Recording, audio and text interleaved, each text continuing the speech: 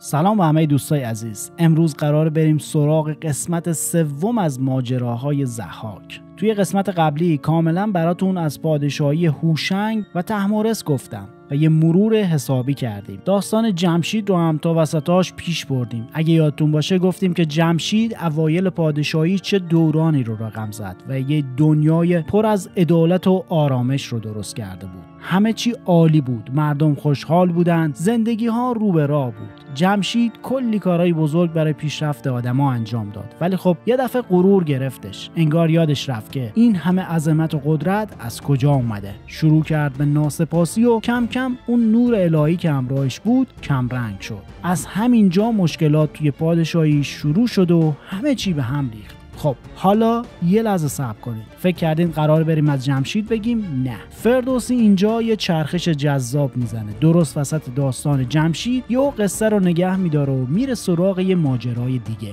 این ماجرا همزمان با پادشاهی جمشید یه جایی نزدیک ایران داره اتفاق میفته. پس فعلا جمشید رو توی ذهنتون نگه دارید، چون قراره بریم یه داستان جدید رو چک کنیم. حالا اینکه این دوتا قصه چه ربطی به هم دارن و چطور قراره به هم وصل بشن، صبر کنین کم کم میفهمیم. حالا بریم یه سرکی بکشیم به همسایه ایران، یه جایی به اسم دشت سواران نیزه گذار. یه جاییه که تقریبا همون سرزمین عربستان خودمونه. اونجا یه پادشاه باحال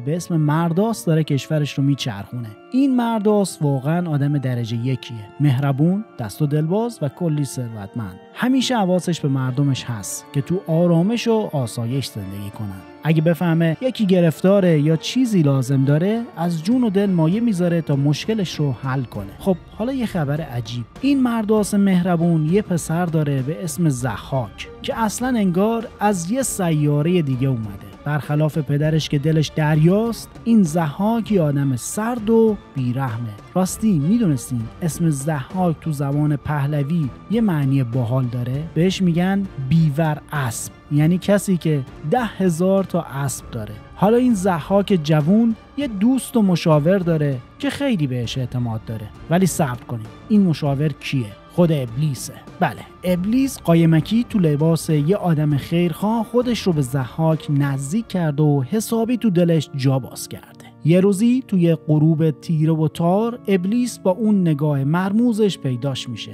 میره سراغ ضحاک، با یه لبخند زیرکانه بهش میگه ضحاک جان، اگه قسم بخوری که هرچی الان بهت میگم مثل یه روز تو دلت نگه داری و به هیچ کس، حتی نزدیکترین دوستت چیزی نگی، یه پیشنهاد ناب بهت میدم. این پیشنهاد زندگی تو رو از این رو به اون رو میکنه و اگه بهش عمل کنی اسم تو تا ابد تو تاریخ میدرخشه. ضحاک که همیشه از نقشه‌های این غریبه خوشش میومده، یه لحظه چشماش برق میزنه. بدون اینکه زیاد فکر کنه دستش رو قلبش میذاره و میگه قسم میخورم این حرفا فقط بین من و تو میمونه. حالا بگو ببینم چه خوابایی برام دیدی؟ پس ابلیس میگه تو انسان توانمند و دانایی هستی. خیلی بهتر از پدرت میتونی بر این سرزمین فرمان روایی کنی. تا کی میخوای منتظر مرگ پدرت بمونی تا جانشینش بشی؟ این پیرمرد حالا مردنی نیست. تو فقط داری جوونیت رو تلف میکنی. بهتر نیست خودت دست به کار شی و به قولی مرگ پدرت رو جلو بندازی؟ با مرگ اون تو در جوونی پادشاه خواهی شد و لذتی که سلطنت کردن در جوونی داره رو تجربه خواهی کرد. ضحاک که از حرفای این مشاور عجیبش که در اصل همون ابلیسه حسابی شوکه شده و دلخور، با اخم بهش میگه این چه حرفیه؟ من نمیتونم پدرمو بکشم. اگه یه نقشه دیگه داری بگو، ولی از من همچین چیزی نخواه. اما ابلیس دوستان مگه از رو میره؟ این یارو استاد وسوسه است و دقیق میدونه چطور باید تو فکر و دل آدما نفوذ کنه. هی حرف میزنه، هی زیرزبونی به ضحاک تلنگر میزنه تا بالاخره ضحاک کم کم وسوسه میشه که پدرش رو کنار بزنه و خودش تاج و تخت رو بگیره. ضحاک که داره خام نقشه‌های ابلیس میشه، با یه نگاه مردد بهش میگه خب حالا بگو ببینم اگه بخوام از شر پدرم خلاص شم چه نقشه‌ای تو سرته؟ چطور میشه این کارو کرد؟ ابلیس با یه پوزخند مرموز جواب میده غمت نباشه ضحاک، حالا که تو راضی شدی و قسم خوردی این راز بین خودمون بمونه و به حرفام گوش دادی، خودم دست به کار میشم، خودم ترتیب پدرتو میدم که تو مجبور نشی دستتو به خونش آلوده کنی. ابلیس برای اجرای این نقشه شومی که کشیده از یکی از عادتهای مرداس سوء استفاده میکنه. از اونجا که مرداس هر شب عادت داشته بعد از کار روزانه تنها و بدون چراغ به باغ کاخش بره و با پروردگار راز و نیاز کنه، ابلیس سر راه مرداس پیر در باغ چای میکنه تا مرداس که از همه جا بیخبره شب هنگام قدم زدن داخل چاه بیفته.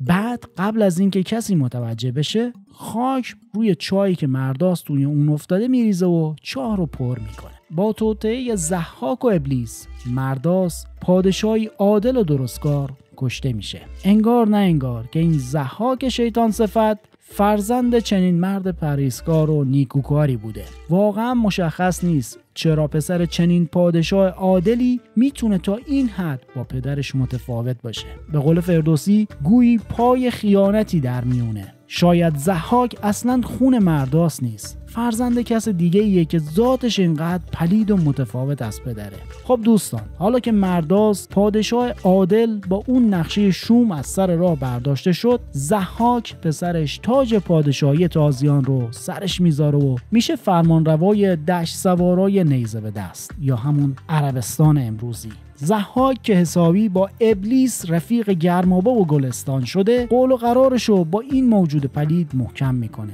ابلیس بهش وعده داده که همونطور که تو کشتن پدرش هواشو داشت، از این به بعدم اگه ضحاک باهاش را بیاد کاری میکنه که پادشاهیش حسابی گل کنه و کل دنیا زیر پاش باشه. ولی فکر کردین ابلیس دست از سر ضحاک بر میداره؟ نه بابا، این ابلیس حالا که تومه‌شو گیر آورده و دیده ضحاک استعداد عجیبی توی پلیدی و کارهای تاریک داره، ولش نمیکنه. توی حرکت جدید ابلیس خودشو به شکل یه جوون خوش قیافه و آشپز حرفه‌ای در میاره و میره پیش ضحاک. با یه لبخند فریبنده بهش میگه قربان اجازه بدید من آشپز کاختون بشم. قول میدم چنان غذاهایی براتون درست کنم که انگشتاتون رو بخورین. ضحاک که بعدش نمیاد یه امتحانی بکنه میگه باشه، یه مدت آشپزخونه رو دست تو میسپارم. اگه کارت خوب بود و تونستی منو راضی کنی رسما نگهت میدارم. تو اون دوره دوستان مردم خیلی اهل گوشخواری نبودن و بیشتر غذاهاشون از سبزیجات و گیاهان بود. ابلیس که نقشه های شومش تمومی نداشت تصمیم میگیره ضحاک رو یواش یواش به خوردن گوشت عادت بده.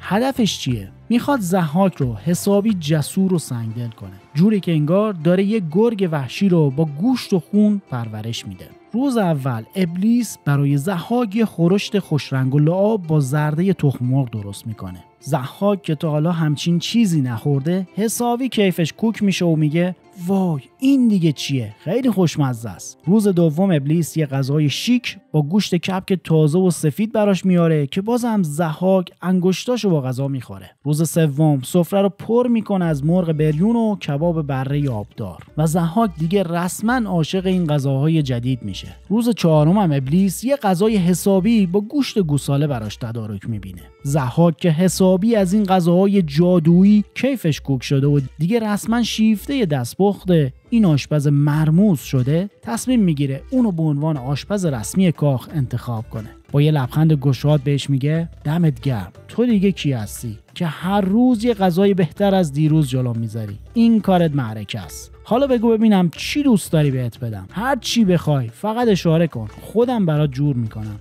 ابلیس که تو نقش آشپز داره بازی میکنه با یه تعظیم نمایشی و یه نگاه زیرکی جلو میاد، میگه قربان سلامت شما برای من کافیه. من عاشق اینم که تو کاخ شما آشپزی کنم و غذاهایی درست کنم که شما خوشتون بیاد. این خودش بزرگترین جایزه است. فقط اگه اجازه بدین یه خواهش کوچیک دارم. دوست دارم به عنوان تشکر شونه‌های شما رو ببوسم. همین برام از همه چیز با ارزش تره. ضحاک که حسابی از تعریف‌های ابلیس ذوق کرده با یه لبخند میگه باش، بیا شونه‌هامو ببوس، این که کاری نداره. ابلیس با یه نگاه موذیانه جلو میاد و سر هر دو شونه ضحاک رو میبوسه و یهو جلوی چشم همه انگار غیبش میزنه. مثل آب میمونه که تو زمین فرو میره. دیگه هیچ اثری ازش نمیمونه. همه درباریا و ضحاک ماتشون برده. ولی فکر کردین این آخر ماجراست؟ نه خیر. چند وقت بعد از این بوسه‌های نحس ابلیس یه اتفاق عجیب و وحشتناک میفته. از همون جای بوسه‌ها رو شونه‌های ضحاک 2 مار سیاه گنده شده شروع میکنن به بیرون زدن. ضحاک که انگار سائقه بهش زدن رنگش میپره و از ترس داد میزنه این دیگه چیه؟ فوری به شمشیرزنا دستور میده که سر مارا رو ببرن و خلاصش کنن. اما همین که مارا رو از شونه‌هاش جدا میکنه همه شوکه میشن. از جای زخما 2 مار سیاه دیگه مثل شاخهای درخت دوباره رشد میکنن و جاشون رو پر میکنن. انگار نه انگار که چیزی بریده شده. ضحاک که دیگه از دست این مارای سیاه کلافه شده دستور میده هر دکتری که توی دنیاست رو بیارن تا شاید چاره‌ای برای این بلای عجیب پیدا کنن. از هر گوشه دنیا پزشکای معروف جمع میشن ولی هیچ کدوم از داروها و درماناشون حتی ذره‌ای روی این مارای لعنتی اثر نمیذاره. مارا عین خیالشون نیست. همون جوری روی شونه‌های ضحاک وول میخورن. تو همین اوضاع یهو ابلیس دوباره پیداش میشه. این بار تو لباس یه پزشک. با یه لحن مطمئن به ضحاک میگه قربان این مارا فقط یه راه داره که غیبشون بزنه. باید هر روز بهشون مغز آدم بدیم. اونقدر مغز انسان بهشون بدین تا بالاخره خسته بشن و غزلشون رو بخونن. خب دوستان، داستان ضحاک رو تا اینجا نگه دارید تو ذهنتون. حالا میخوایم یه سر بریم ایران و ببینیم اونجا چه خبره. این اتفاقای عجیب غریب که توی سرزمین تازی‌ها برای ضحاک میفته دقیقاً همزمان وقتیه که توی ایران جمشید پادشاه بزرگ کم کم فر ایزدیشو از دست داده. جمشید که یه روزی ایران رو مثل بهش اداره میکرد حالا ناسپاسی کرده و از خدا و خوبی‌ها دور شده. نتیجه چی میشه؟ ایران که تا دیروز پر از صلح و آرامش بوده یواش یواش به هم میریزه. تو هر گوشه کشور یه نفر بلند میشه و ادعای پادشاهی میکنه. جنگ و دعوا همه جا رو میگیره و ایران غرق آشوب و خونریزی میشه. تو این اوضاع به هم ریخته بزرگان و درباریای ایران که دارن دنبال یه راه نجات میگردن یهو این خبر بهشون میرسه که توی سرزمین‌های تازی‌ها یه پادشاه عجیب و غریب و قدرتمند که میگن یه جورایی اژدها ماننده روی تخت پادشاهی نشسته. ایرانی‌ها که فقط شایعه‌های مبهم شنیدن و از حقیقت ماجرا هیچی نمیدونن حسابی ذوق میکنن. با خودشون میگن این همون قهرمانیه که میتونه ایرانو از این آشوب نجات بده و دوباره آرامش رو برگردونه. پس بدون معطلی خودشون راهی میشن و میرن سراغ ضحاک. با کلی احترام میارنش ایران و تاج پادشاهی رو سرش میذارن. وقتی ضحاک رو تخت پادشاهی ایران میشینه جمشید که دیگه جایی برای موندن نداره مجبور میشه فرار کنه. این پادشاه بزرگ 100 سال خودش رو قایم میکنه و توی گوشه گمنام پنهون میمونه، جایی که هیچ کس پیداش نکنه. ولی بعد از 100 سال بالاخره تو ساحل دریای چین گیر میافته. میبرنش پیش ضحاک، همون ماردوش خونخوار. ضحاک که انگار هیچ رحمی تو وجودش نیست جمشید رو که تو 700 سال پادشاهی کلی کارهای بزرگ برای ایران کرده بود با بیرحمی به 2 نیم میکنه. اینجوری دوران طلایی جمشید تموم میشه و یه دوره سیاه و وحشتناک با ضحاک شروع میشه. خب دوستان، تو قسمت بعدی میریم سراغ ماجراهای پادشاهی ضحاک و اون دوره عجیب و تاریک. تا اون موقع دلتون پر از شادی باشه و همیشه عقل و خرد همراهتون.